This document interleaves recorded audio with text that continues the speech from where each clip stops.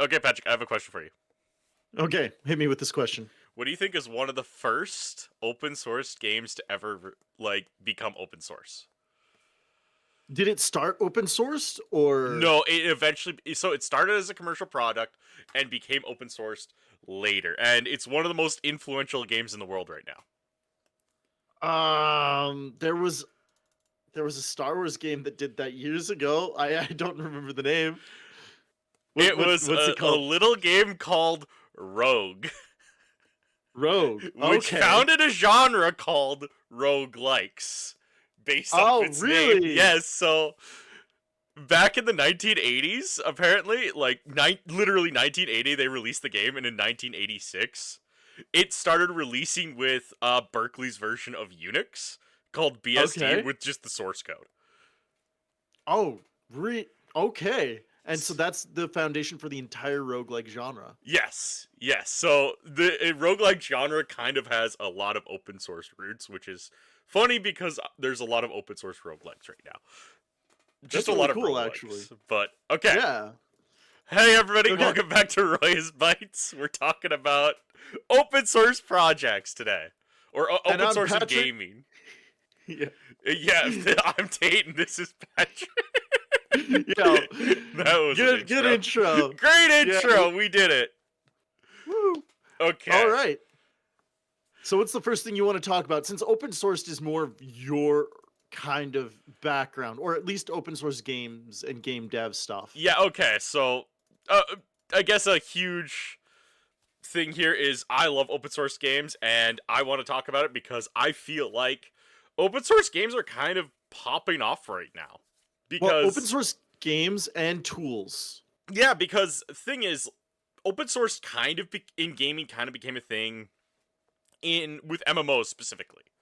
Yes. MMOs kind of were the bigger foundation for open source games is you had games like open source muds like Larion or Eternal Lands, which is an Well, and MMORPG, or even Plane RuneScape Shift. had an open source client. Yeah, PlaneShift was a big one. Yeah. And so we're kind of in this open source renaissance of people not wanting to charge for their games and a lot of games being founded because gotcha and microtransactions are so bad right now. For example, in League of Hmm. Legends, there are some skins that are $500 plus USD, Yeah. or they just straight up don't support a growing market like Linux. Hmm. Exactly. And also, game development's becoming more and more accessible to people than ever, in large part because of the tools that are becoming open source, like Godot and Blender's amazing. Blender, Blender's killing it GIMP, right now. Material Maker, which is built in Godot, which is to make textures for your game for 3D games. Yes, there's just so many things to make these games, and so you've got this nice intersection of everyone's got the tools, and then there's this pressure of not everyone wants to make these gotcha overly monetized games.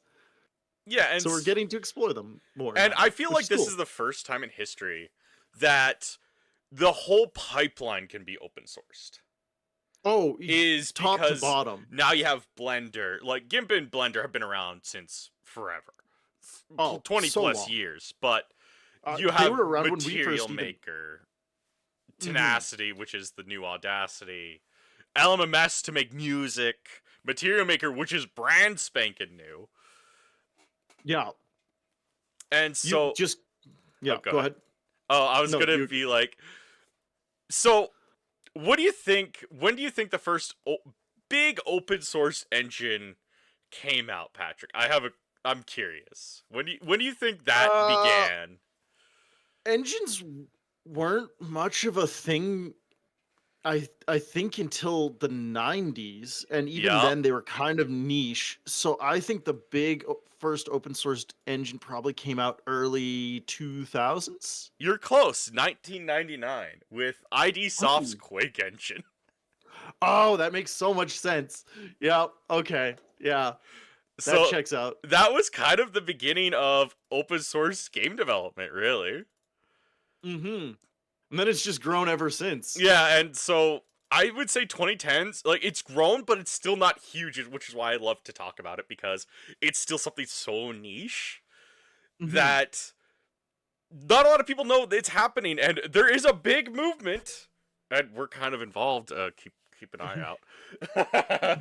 Keep an eye out for an open source project in the near future From that us. from us, but there's a big movement to have more free games, more open source games. Modding has Mhm. been a big part of that. So, Well, and there's more ways to monetize them than ever. You can support people on GitHub, you can do Patreons, yes. YouTube channels for updates and stuff. Like there's ways for open source projects to still make money despite being entirely free and sustain themselves. And so I do want to talk about why I don't think open source is taking over as much as, for games specifically, is taking over Mhm. as much as it did for other industries. Is Okay. because why would companies fund an open source project? Like an open Yeah. source game? Yeah, I think the last major company I heard who talked about doing that was Unity, and they canceled it. Yeah, exactly. There's not really much reason for Unless companies you're to an fund. engine.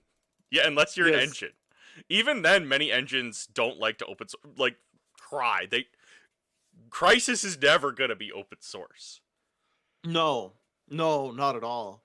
Crisis, Fortnite. I don't think Unity's honestly made anything, which is pretty They, scathing. they they've made some small projects, I think, and that's about it. But yeah, they But really haven't done anything. but hey, look at us. We're in a point where it's growing. There's more money Mhm. in it than ever. So yeah. So do Yeah. you have anything you wanted to discuss or no? Well, okay, let's talk about a little more about the history. You said you did research into the first open source game and stuff like that. We've talked about the history a little bit. Yeah, and so the history was essentially before the internet exploded, open source games were distributed essentially only with an operating system called BSD, which was Berkeley's version of Unix. Yeah. And then internet came around and some small games became open source but nothing huge. And then around the 2000s when you had things like Java handling 2D and 3D and you had the Quake engine and it started becoming more of a thing, and with the rise of MMOs, there was a lot of Mhm. open source MMOs. But Yes. it's funny that we're getting the first open source mainstream engine in Godot, and it's only starting to pop off now. Well, and also we've got Open 3D now, which is the first kind of open source, almost AAA quality engine. Yeah, I, I'm not sure if it's AAA quality anymore since they removed all the Cry components, but like it used to be. it used to be, and I think Amazon's still going to be using it for all their future projects, which means it should be AAA. Yeah, it's probably AAA quality. I haven't looked And into it much. yeah, it's an engine I'm very interested in. I guess another reason that we didn't touch on why there's more open source games now than ever is lots of games back in the day wanted to go open source, but they couldn't because they would have something like Fmod or Wise in them. Yes. And so now the entire pipeline is now this open source thing. So now legally more companies can open source their projects than they used to be. Yeah, because we can't open source our projects with Fmod in it, but now that Godot has their own alternative to Fmod built in, Yeah. you're gonna be allowed to open source a lot more. Yes, because I've heard so many devs say, "Oh, I would have open sourced this game when it died to breathe life back into it, but I just built it with a bunch of premium tools." Exactly, and so you're getting more open source projects because of this, Yeah, there's which just a whole wave of things. I'm just super Okay, so excited. Okay, go ahead. any more history stuff you wanted to talk about? Uh, not much. There's been a few game engines, but not too much. This is kind of an all over episode. Sorry, Yeah, not we're really kind of structured, scatterbrained. but I'm just having fun with it. Mhm. Panda 3D kind of came out. Disney, I think, open sourced it. I That's think that I remember vaguely it being the Disney engine. And when you and I first started to want to get into game development, we were like, "Ew, Disney." We don't like they make Flash games. And Pirates of the Caribbean Online with Panda 3D. And when you're Yeah. starting and you're in the early 2010s or 2000s, you always wanted to make an MMO.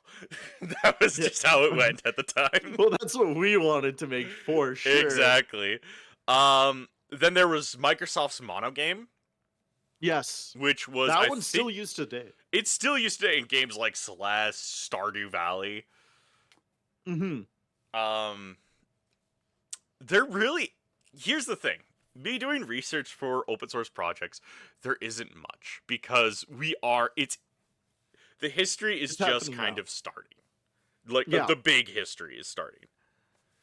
Mm-hmm. And a lot of that So- has to do with Godot, but go ahead.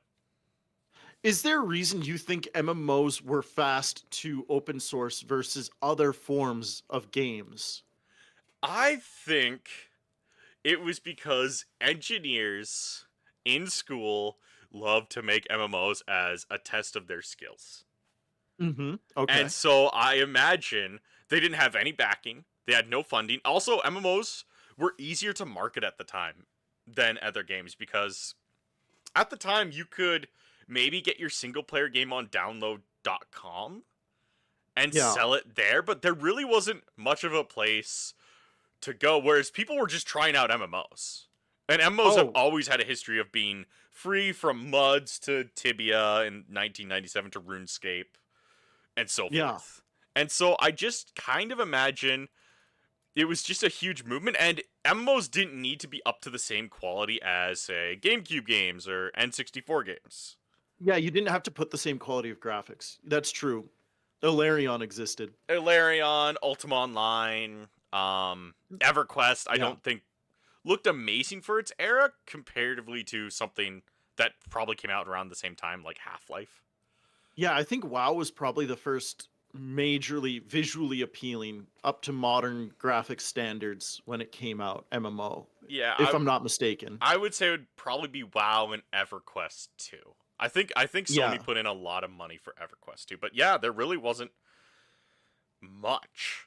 So yeah, it was a much more accessible genre, whereas today some of the best looking games are MMOs and they're much harder to program, so it's this difficult thing. Yeah, Them. exactly. But yeah, it started really popping off with MMOs just because I think it was also so difficult that people had to share a lot more. I think it was also probably to split the hosting costs because hosting was quite expensive back then. Oh, And if yes. you open sourced it, you could just kind of have a relay server and someone could host this server and someone could host this server, but you didn't have to host 100 servers to have your game online. You would just need to host a few. And then if others wanted, they could put theirs up. Yeah. Yeah, absolutely.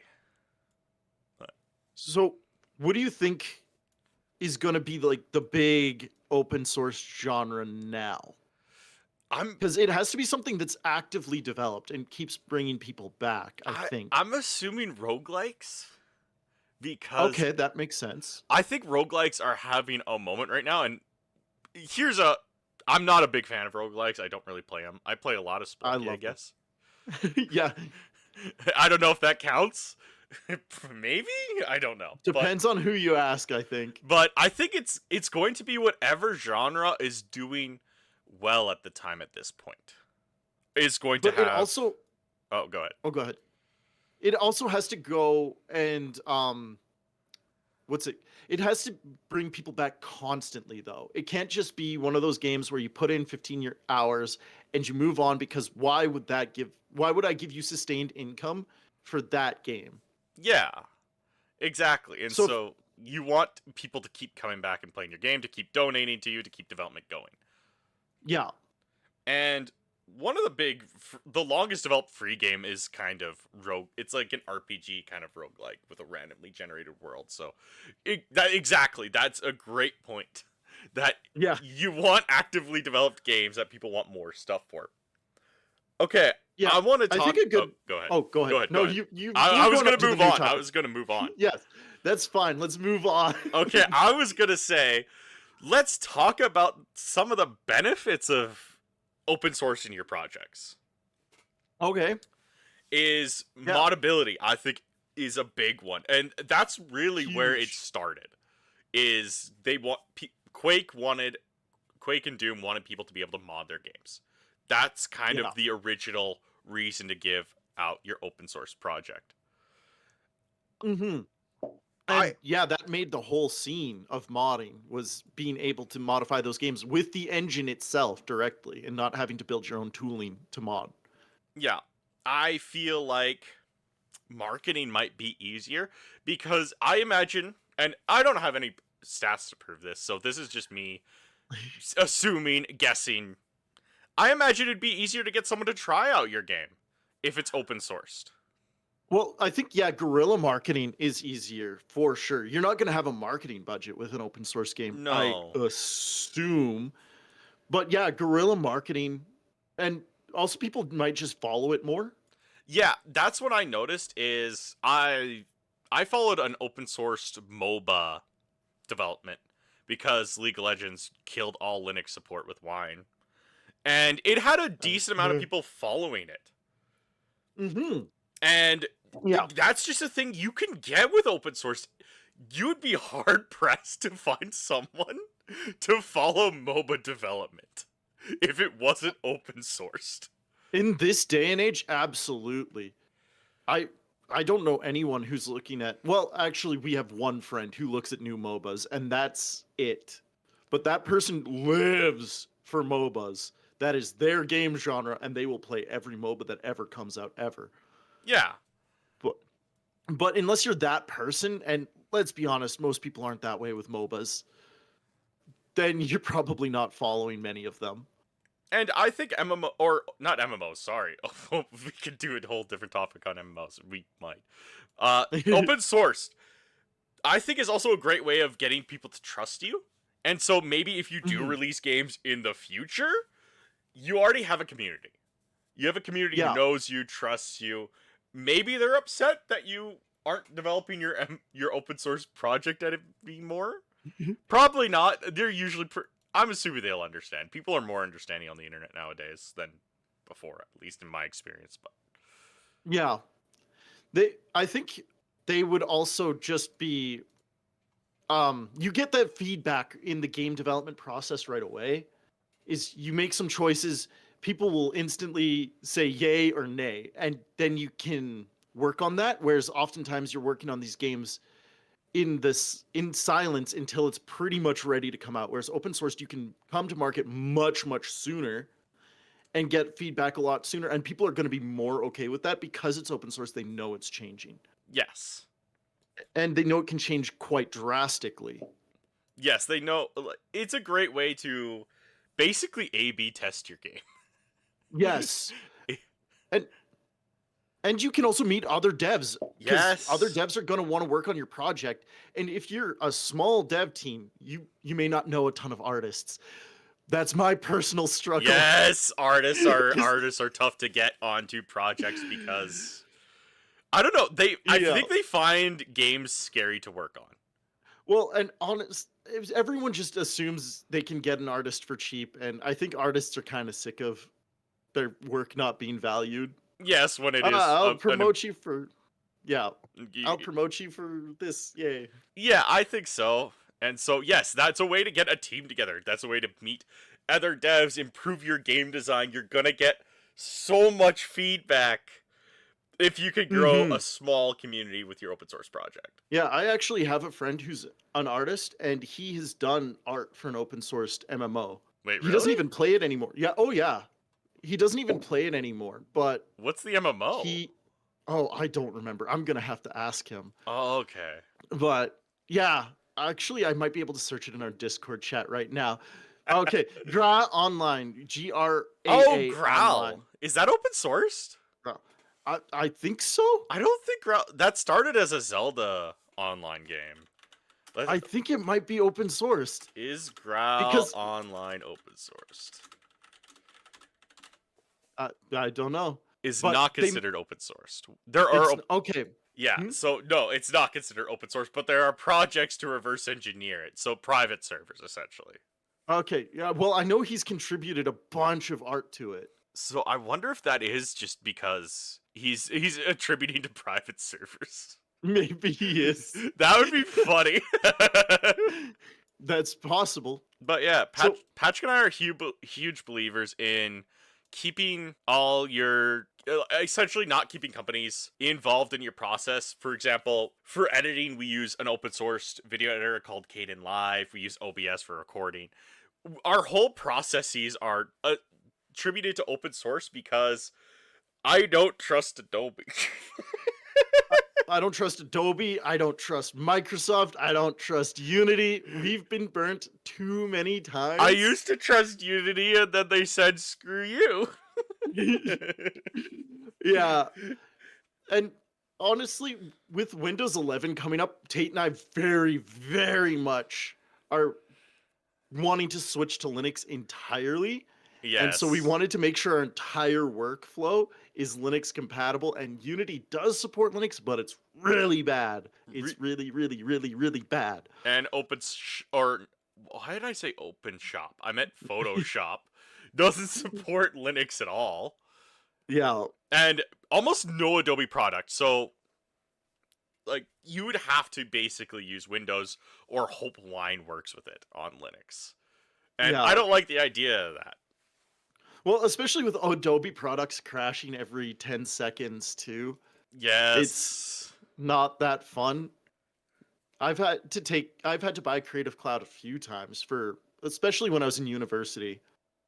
And oh, I don't like Adobe's products.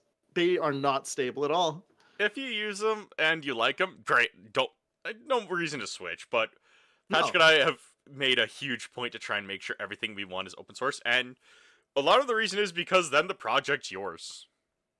Yeah, you own every part of it. And like we said before, you could release the source or whatever. Well, obviously, if you're using Photoshop to make sprites and stuff, that's not as much of a thing. That they're not going to Yeah, come yeah. after you if you Or release your if you sprites open. or you're making videos or you're using Material Maker, absolutely not. But if you're using Unity, yeah, they Yeah, can come at you. If you're using, for example, music things, if you're yeah, like Wise or Fmod. yeah, they can come after you. It's not exactly going to be yours if you No. use all these things, whereas open source allows it to be just yours. You get to do what you want with it. Mm-hmm. And if you don't like something in these, the amount of fuck you, I'll do it myself in game developers is great. Sometimes a game or Blender doesn't do something somebody wants, so they add it. Godot doesn't do something somebody wants, so they add it. There's just I can do it myself if it's not there. Whereas if with Unity or Adobe, you have to wait. You just have to wait. Yeah, if there's a bug, then you're waiting till it's Yeah. fixed. If you Yeah. use Unity, if there's a bug, and I've heard developers talk about this, they've had to wait for bugs. If you're doing a bigger Yes. project in Unity, you have to Mm-hmm. report it and then wait for it. Yeah. If it's a big enough problem, sometimes you just have to sit there and twiddle your thumbs, which can be so expensive. So expensive, That demotivating. If you're a single dev and you're just sitting there waiting for the project, you're gonna lose the hype for it. hmm your motivation's going to be shot. Hopefully, you're never doing anything too crazy where you can't just pivot, but still, that's that's not a fun time. No, no, it's not. I remember once when I was working on my game Thick, I tried to update to a newer version of Unity and they changed something in the 2D physics. So Yes. it didn't work anymore. So I actually had to use older versions of Unity or everything was broken and there was no way to fix it. I spent probably 2, 3 days trying to fix it and it just wouldn't happen. Yeah, I guess open source. Here's the thing. I don't On no Creative Cloud, I've never purchased it, so I don't. Can you go back to old versions in it? I don't think so. No. I guess we could Google that right now. Yeah. Can you go back Yeah. to old versions of Creative Cloud? Pull that up. This is, I guess, just to make a point in Yes. Creative Cloud. But I'm pretty sure I was yeah, watching. you can. It's Oh, you previous- can. Yeah. Oh, okay. But I don't know. It just seems like a pain. It does seem like a pain. Also, open source is usually free. Just Well, better and a for lot your of wallet. Yeah, it's better for your wallet. Only if it doesn't take you that much longer to develop with. If you know Maya super well, and it's a relatively quick project, you may want to stick with Maya rather than trying to learn Blender because that might take more time than it's worth. Or maybe you just own a Maya version. Okay, can you actually get versions of software? Remember back in the day? Oh, yes, where you 2010s, could just you could- own a version. One, you pay once and it's yours forever. And Yeah. now they want $30 a month. Which That's if you're a student. Oh, I don't know how much Creative Cloud costs. How much does it cost? I don't know. It's probably like 50 or something. Like, if you want the whole thing, I'm assuming it's going to be 50. And if you're a company, it's going to cost way more. Yeah. I was paying 30 a month as a student for Creative Cloud for my classes. Oh, yeah. Okay, that's not great. Yeah, it's not fantastic. Anything else you want to cover? I don't have anything else. This was a weird one. This was very unstructured, and I'm sure everyone could tell. I'm sorry if you didn't like it, but I had fun with it, so. Yes, same.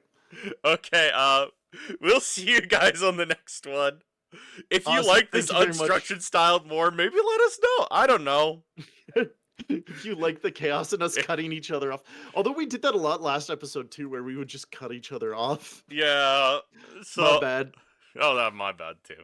Okay, see you guys. Bye.